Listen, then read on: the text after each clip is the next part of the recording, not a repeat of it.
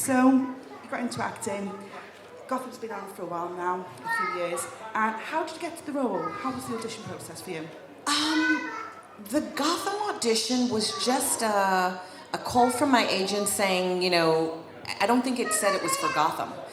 Usually like the DCs and the Marvels, when you audition for them, they always give you a different name of the show and a different name for what the character's going to be. They really don't. They're very secretive about their auditions, and you have to sign a non-disclosure before you can even go in, that you won't even tell anyone about your audition.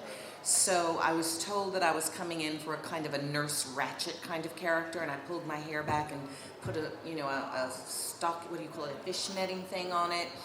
And I think I did wear a coat that was kind of a white coat when I went in for the audition, and it was just myself and a casting director, so I was cast off of a videotape of my audition. That's just incredible. You've got to be so secretive, and you think, when you actually got the role, thinking, oh my God, I really want to tell somebody. Obviously, because of that constraint, you can't say anything, but that was really difficult. Who was the first person you told about when you actually were allowed to let them know? Gosh. I don't even know, because I hadn't watched the show yet. I binge watched the first season after I got it, and I didn't know anybody who watched the show. So there was no one to tell except the people I was working for, because it meant I was going to have to miss some work.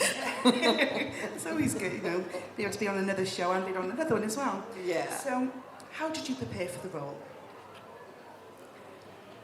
When I was introduced, they hadn't yet introduced Professor Strange, so I didn't know that was going to be a relationship.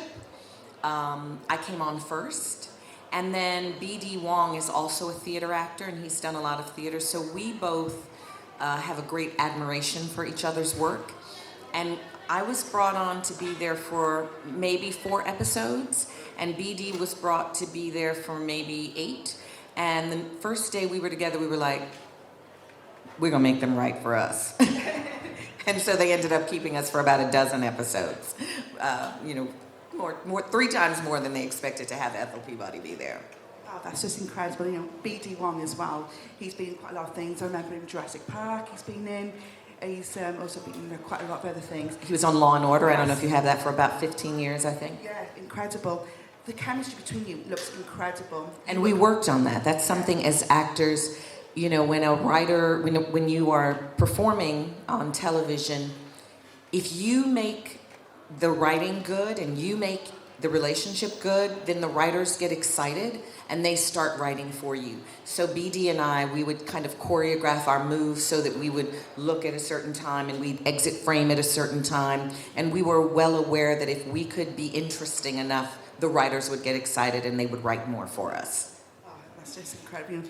Just to be able to be part of something like that, it's just amazing. It was incredible. Really kind of the most fun thing I had done on television up to that point in time. And I just noticed, we were talking earlier, and you're wearing your coat. You look I'm wearing, well, actually, this is not as nice as my coat. The Ethel Peabody coats were leather. They were like $1,200 leather lab coats. The designer is very, very good, and everything was very, very expensive. All of my necklaces were real animal skulls and animal skeletons. They went to someone who had little small animal skeletons and put them on chains. Just the look of it is, all the actresses there, the actors, you look incredible. This hair was designed by someone on the set. As I said, I wore my hair just pulled back in a bun, and Anna Zine designed this hair, this sort of asymmetric hair that looks like a brain sometimes. And Jada Pinkett Smith's character as well, Fish Mooney. Fish Mooney, yes. She just looks amazing. We had some fun together. I bet you. I'll come on to that in a minute. But as I said, you did work with B.D. Wong, Doctor Strange. What was that like? Professor Strange. Professor Strange, I do Doctor apologise. Strange is a Marvel character. Sorry. Yeah, so you're working with him. You've got some great scenes there, really good scenes. Like your character looks quite stern and no one to mess with you. Can you tell me a bit about the character? How you decided to play her? Was it like did you have any idea how you wanted to play her? I had just started working with a a teacher named Tim Phillips. If any of you are actors out there, he has this wonderful book called Audition for Your Career, Not the Job. And he had these really incredible tips in there. I hadn't even finished the book about what to do on camera, one of which was even before your line starts, to give the other character like a nickname, something that like gives you a feeling inside. And so I was working with that. And I remember the script supervisor used to come up to me and just go, "Oh my God, I just love what you're doing," even when I didn't have any lines. So I knew that this technique that Tim Phillips talked about was really working. And that was the first time I had ever tried doing something like that. So incredible. I've noticed with some of the scenes are quite disturbing, some of them. You know, the torturing, penguin, you know. Oh, he's quite sadistic, isn't you know, the character. Oh. Like Professor Strange. I was a good character. I was a gentle woman. So when you're filming it, do you have any particular scenes that you really enjoy doing, or? I had a really good time when I got to play Duck, Duck, Goose with the penguin, with Oswald, because he isn't the penguin yet, with Oswald. That was a really fun scene. And all the scenes with all of the people in Arkham Asylum, because they tend to use the same actors over and over again for the asylum, and so that's a lot of fun. I had a really great time torturing Oswald as well. I liked that. And I love the scene when we had the actor James Frayne, the Azrael, where we had him in the laboratory and we were bringing out Azrael and him. It's one of my favorite photographs with us in the lab, and there's like the bloody hand on the glass that we're looking down watching him kill all those people. Oh, you're amazing, you are. You really are. So, what kind of person do you think Ethel is? Well, I'm Ethel. I think she's a very curious person, and she, you know, everything she does is for science. She's just experimenting and trying to test the limits of what is possible with science. Of course, that came back to bite her in the butt eventually, but that's what she's doing. She's curious. Lovely. So, we come on to Fish Mooney, Jada Pinkett Smith's character. How was that filming with her? Because she's such an amazing actress as well, as same as yourself. Well, Bruno Heller, who's Brit, was writing those the one main episode that I had with Jada, and he really wanted to write a nice, vicious cat fight for us because she's such a powerful character and a powerful woman. So he wanted to give her a chance to have a powerful adversary. And so it was really fun to play those scenes. He actually wrote them a little more tame, and I was like, Bruno, really? Should it be don't talk about my mother? Wouldn't it be don't talk about my mama? And he was like, well, I wouldn't dare write that, but if you want to say it, that's fine. So, if you did get, you know, a part in Walking Dead, I know you said a zombie, would you like, what part would you like, apart from being a zombie? Well, you know, when you're a zombie, you're getting ready to die. So, who would I want to be? Take over from Michonne? No, that's my girlfriend, Michonne. Danyl is a good friend of mine. We've done Shakespeare in the Park together. Gosh, you know, because it's a cartoon, the characters are kind of set. I mean, I have looked ahead to see who hasn't come yet. We can always get you a part. That'll be great. Yeah. I'm totally. I'll take Z Nation even. Do you have any Walking Dead fans here? Was it just, yeah? Yeah. You enjoying the series so far? Looking forward to series 8, that should be good. We just had the big war scene, isn't it? Ooh, we've seen Negan. We've seen Negan here in The Incredible. So much like it. But on to you. Sorry, darling. It's okay. You can talk about the zombies all the time. Have you seen Train to Busan? What is it? It's Train to Busan. It's a Japanese film with zombies in. What is it called? Train to Busan, I think it is. Oh, you have to tell me that when we leave so I can put that on my list. Oh, if you like The Walking Dead, you'll really like this film. It's Train to Busan. Train to Busan. It's in Korean or Japanese, but you've got the subtitles there. And usually with films like that, I don't like watching them. But this one is just really, really good. Okay. I need to watch that. It's good. There's also In the Flesh, which is a British series about they've cured zombieism, and it's called partially deceased disorder. I'm quite fond of that too. Okay. Right, so do you still watch Gotham now? Of course. Stupid question. Okay. So I can't even ask that now because I'm not allowed to say about season 3. Yeah, we can't tell season 3. I know some of you have secret ways of watching season 3, but we won't be the spoiler alerts. No. I nearly got into trouble then. Oops. Oh well. I can try. So, Batman. Why do you think it's become so popular?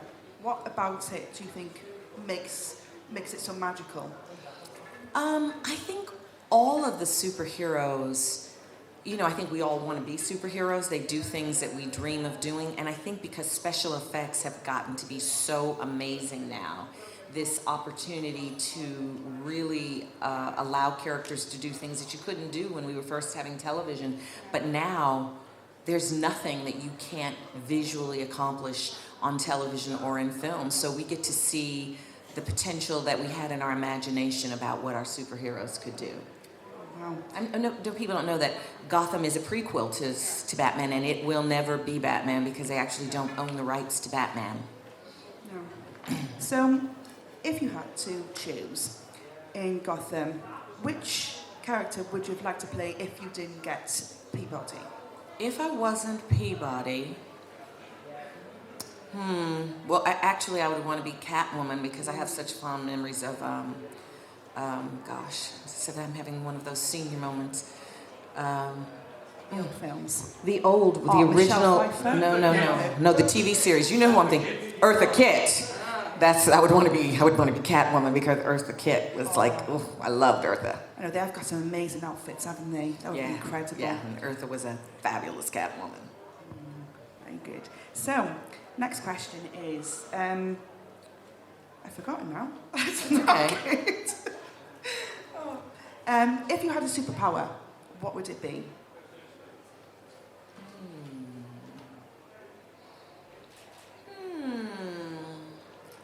The only thing about having a superpower is if you really control things, it would get kind of boring, Like the challenges of life are what make it interesting. But if I had a superpower, I think it would be invisibility. I think I would like being able to walk around places and not be seen and just see what was going on. I think that's what I would like. That's so cool. You could just be so nosy, get up to anything you want and nobody know about it. Yeah, I'd like that. Oh, amazing. So, do you like any, what other sort of DC films do you like out there? Is it going to give it away that I really like the Marvel guys too? I love Doctor Strange. I thought that movie was amazing. The other DC ones. Someone's going to have to tell me who the DC ones are because I've been watching so much Marvel. Who? Yeah, I'm kind of a Marvel person when I watch. I like the Marvel superheroes. What can I say? So, you were in Gotham for quite a while. Season 2. Season 2 and 3. When you found out that you... Oh, I can't I'm about to say it again, I know. She's not trying to give it away. Can't do it. Can't do it. All right then, so you've been in a film with James... TV series with James Franco with the... Is that series here? Is that... We've seen that, haven't we? 11/22/63? Yeah, I can talk about that one then. We can talk about 11/22/63. I don't know if any of you have read the novel 11/22/63, but it's Stephen King, and I love Stephen King. It's about a man who goes back in time to try to stop the Kennedy assassination, and I actually play Mimi Corcoran, who was the librarian in the book. And the writer, the executive producer, Bridget Carpenter, decided she wanted to make that character black. And so she asked Stephen King if that was all right, and she did. And he said yes. And so they, sort of rewrote some scenes. They added some scenes to let you be able to understand what it was like to be a black person in 1963. So, yeah. Quite difficult back then, wasn't it? Yeah, but that, that's not in the book because that's just not what he wrote. No, and in that TV program, you were with James Franco. All my scenes are with James Franco. Poor me. Oh, he's just so nice to look at, isn't he? He's a dream to look at. He's really smart. He was producing another film at the same time. He's like shoots a scene and then sits in between takes and does work on his other projects. I think the most I spoke to James was when he was directing an episode that he was also in, and that was the most talkative that James was when he was directing. He had a very clear vision of what he wanted. So, James Franco, what scene did you particularly like with him?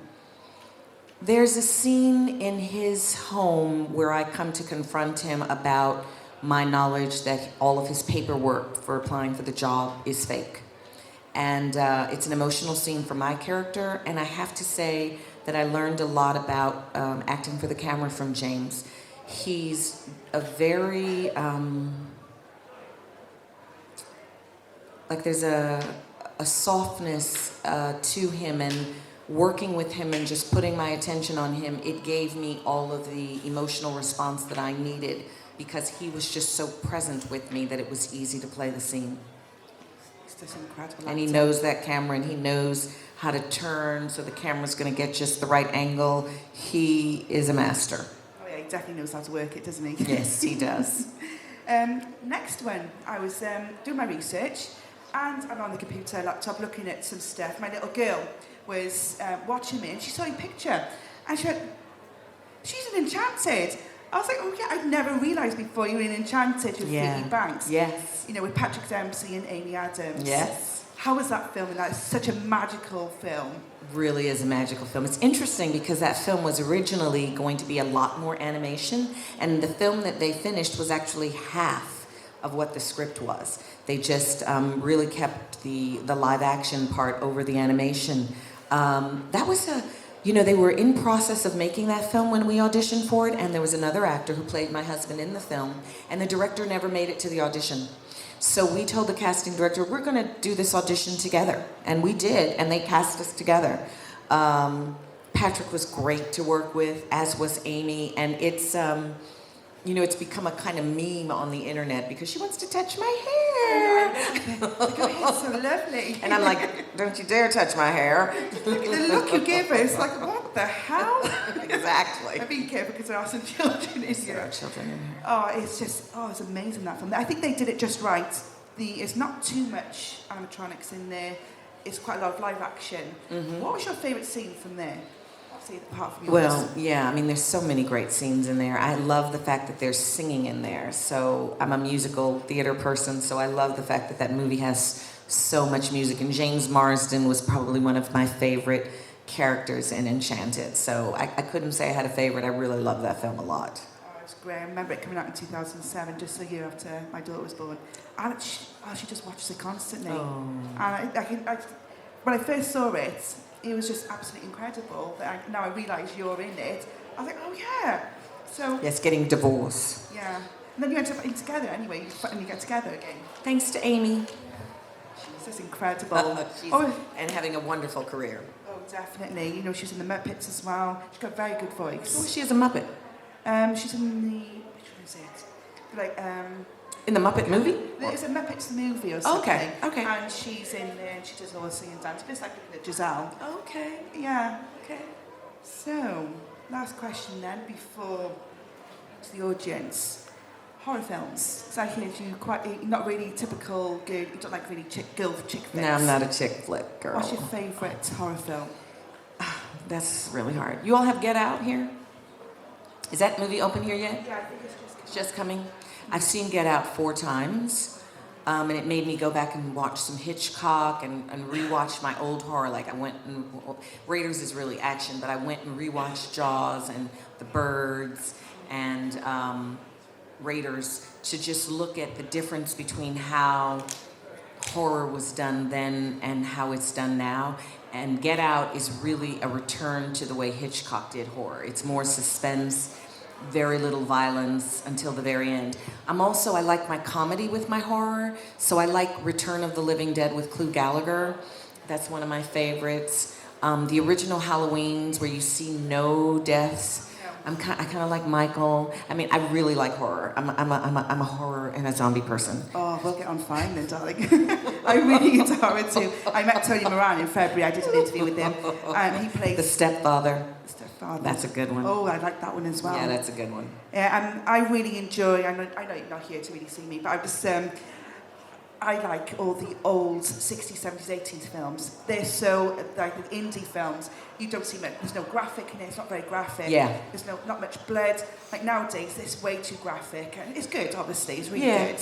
Yeah, I think scary isn't necessarily about seeing violence and blood. Scary is another thing. Scary is like the suspense in your head because you can always imagine worse things than anybody could show you. You know, the ones that make your imagination get engaged so that you're actually thinking about what is your most scary thing rather than what someone is showing you in front of you.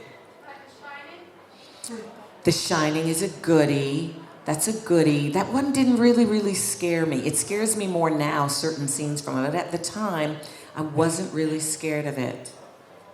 What do you think of The Exorcist? The which one? The Exorcist? I am loving this Exorcist TV series. Do you guys have that? Connects to the movie. It's nice. Very nice. And I'm liking the Scream TV series on MTV too. Yeah, I mean... Oh. Loving Outcast.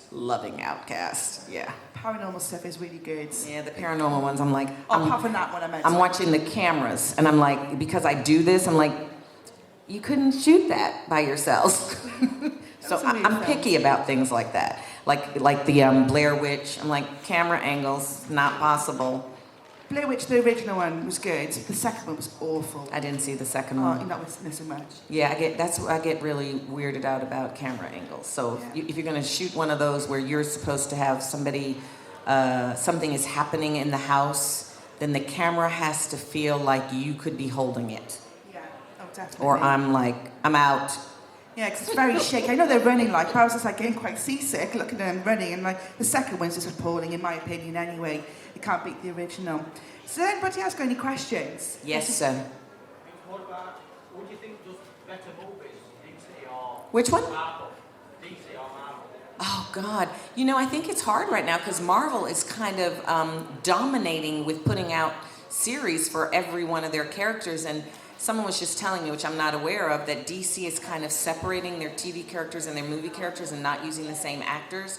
So I just have been seeing more Marvel. I've watched all the Marvel series on Netflix. So that's in my mind because it's made available to me. Anybody else? Any questions? Yeah.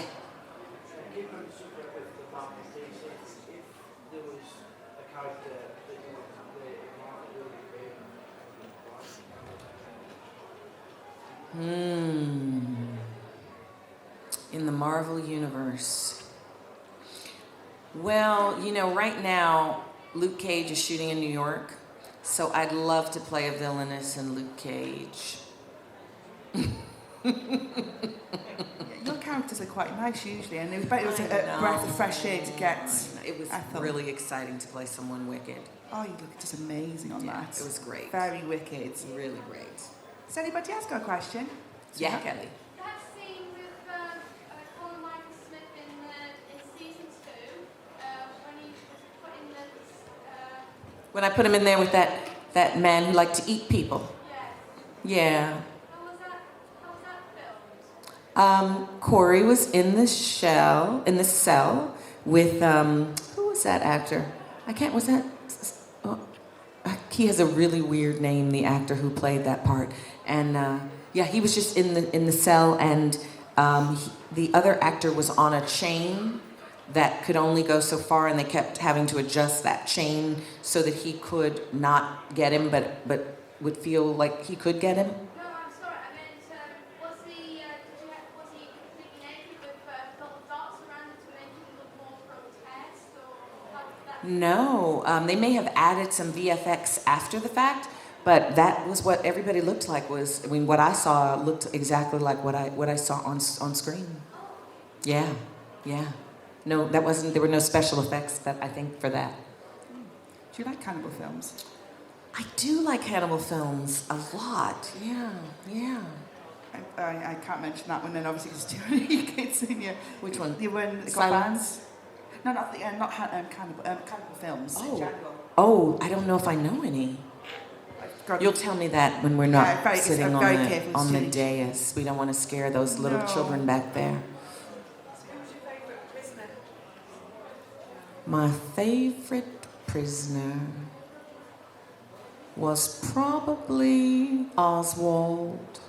Oswald was particularly resistant, which made it more fun. Yeah, you weren't too impressed. Oh. Have they seen that bit? When you got, yeah. Oh. Anybody else? Anything else? Yes, Kelly. What was the actor who plays Dr. Cooper's script like? B.D. Wong. B.D.'s a brilliant actor, brilliant stage actor, and he and I just had a lot of fun together. Really, we were taking control as the actors in front of the camera, trying to influence what would happen on the other side of the camera. We were making decisions like that together as actors. Anybody? Sorry, one last question. What was Mrs. Peabody's real thoughts about you strange? There was a point at which he thought he had gone a little too far and was a little glad that he got a little spanking for that. And really, the way I was playing the character is that he was nothing without me. I made him, and if there weren't for me, he wouldn't even exist. No, I definitely think that you two do work very well together. If you weren't there, I don't think it would have been as good. Yes, I made him. I made Hugo. Oh, so you haven't watched what they say after the show, like what's Oh no, I've never. No, that would be terrifying. So have you got, what work, as you said, you've got the strain coming there. Can you tell us about that? What you're playing in there, or is it all hush-hush? I guess that would be kind of hush-hush. But what could I say? I do get to be the master at a certain point. Ooh, that's good. Anything else you got coming up? I'm in a movie called Mercy with Kate Mara and Ellen Page about people who go to executions. And I'm in a movie called The Book of Henry, about a young boy who thinks his neighbor is being abused and wants to kill her father, with Naomi Watts. And I'm in a movie that just came out called Aardvark, and another movie called A+ with Finn Wittrock. So those are things I have coming up. It's quite a lot of work. That's really good. So next year, any more plans to do anything else? I don't know. Do you have Madam Secretary here? Yes, I think we did. Yeah. Okay, so I'm a recurring character on Madam Secretary as well. It's very good. Yeah. So has anybody else got any more questions? We'll have to wrap it up. Yes. Will you get to find out maybe in season 3 who Professor Strange is responsible to? Like, he talks to the TV and he's... Oh, I don't think you will find that out yet. But I mean, if you read the comic books, you would know who that is. I mean, I don't think that's a secret. It's the Council of Owls. The Court of Owls? The Court of Owls, right. The Court of Owls kind of run that. No, these are my glasses because they keep all of their property, but I got these and I had, lenses put in them. But that was a choice that I made as an actress. When they cast me, I said to costumes that I really wanted my character to have some cat eye glasses, and ended up having 2 pair. So I decided that when I was Wicked, I'd wear 1 pair, and then when I was just being an assistant, I wore a different pair.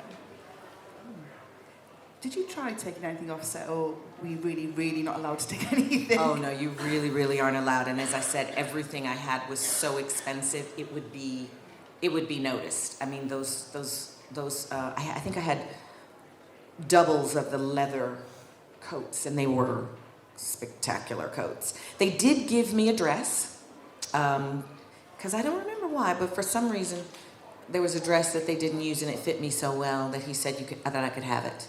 That's good. And the glasses props are responsible for those. So literally, when I walked off the set, someone was there to take the glasses from me. You know, I do sometimes wear the hair because that was, you know, done with my own hair, so I could do that all the time. And I did buy some little necklaces. I forgot to bring them. I couldn't get the skeletons because those are very expensive, but I bought like sort of metal skeletons and rib cages and things like that because that was something I was really fond of, the skeletons and stuff. So if you were allowed to take in something, would those have been one of the things you wanted to take, like as a memento? I think I would have wanted one of the leather lab coats, and there was one particular skull necklace that I really, really liked. I think they were like little rat skulls and other little small animals. I'm trying to remember what animals they told me we had. I was wearing. There's a shop in New York, and she gets little skeletons and she bleaches them and makes jewelry out of them. That's good. And it was mine. So, out of your time on Gotham, I'm not sure if I've already asked, it's probably I've already, but what was, do you have any like funny stories from there, like when you were working with all the different actors, you know, as the little anecdotes? Are there any funny stories? I guess the most interesting thing for me about Gotham is we have this major post office in Manhattan. It's like this building that takes an entire block up, and it is a working post office. But the hospital that we had at Arkham was shot inside some rooms, some unused rooms inside of this post office, which was really kind of unusual to me that we did that. And then the exterior of Arkham Asylum was shot in Staten Island, and then other like individual cells were shot on set in the studio in Brooklyn. It was always fun working with the Arkham characters. You know, watching these actors who stayed in these crazy, even as background people, they were like that all day long. And they played some crazy people, you know, and they would do that all day, and I really marveled at that work. Did you think did you get quite tired playing it, or did you really enjoy it? You know? I loved it. I mean, as I said, I generally play nice people. I may play people who are tough, but playing someone who enjoyed doing not nice things was a lot of fun, and I think it taught me a lot about acting. That whatever you're playing, the viewer really enjoys seeing someone enjoy what they're doing, and I think I learned that as an actor working on Gotham. I don't think that I knew that, and I think it changed my work for the better, learning that. Yeah, because you know, some actors get quite well known to be playing certain roles, like only good villains or only good things. Well, I think that when people know you as something very specific, it tends to mean that you will get hired as that, and it also means you will work more because, you know, when people think, oh, I want this, and you're an actor who's known to have done that a lot well, I think it means you'll get more work that way. I have made a point of, even if I played the same, you know, a jazz singer, that I've made every one of my characters very different. So casting directors have said of me that they don't think of me for anything specific because I do so many things. I mean, I do a lot of accents. So 11/22/63 is a Texas accent. When I was on 24, it was a French West African accent. On Army Wives, it was South Carolina Southern accent. And I get cast to play a lot of accents because I really love listening to accents and trying them out. So, yeah. Yeah, it's just like with the Harry Potter series. You know, would you have liked to have been on that? Oh, I loved all of the Harry Potters. Oh, loved them. Got any Harry Potter fans in here? No, Potterheads.